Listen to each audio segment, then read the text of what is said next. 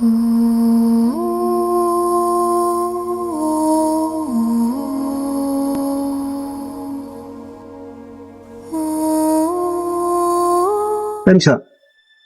di ba ikaw tong anak ni Waldo Smith?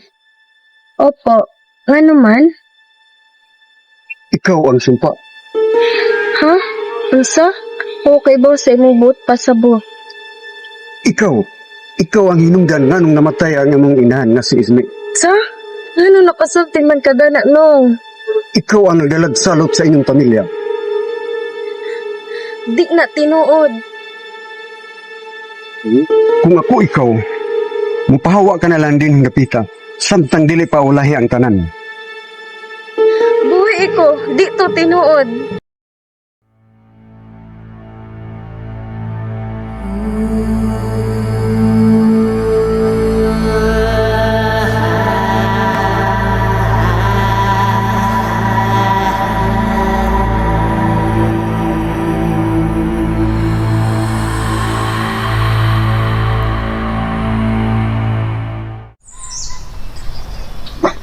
Karisa, anak?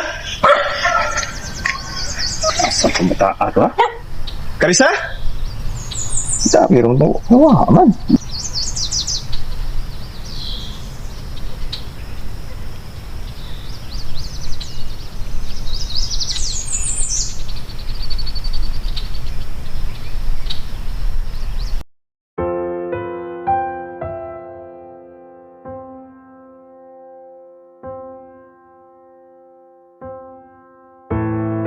Tatay Waldo, sa oras nga nabasahan nimo, nilakaw na ko kay gusto na ko pangitaon akong kaugalingon.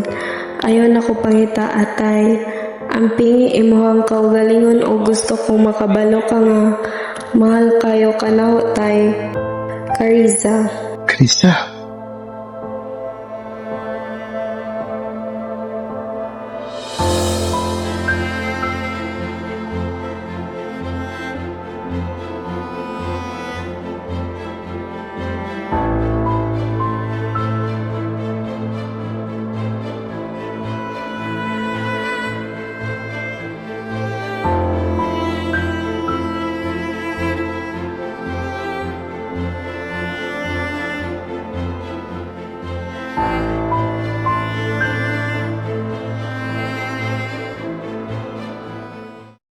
Waldo,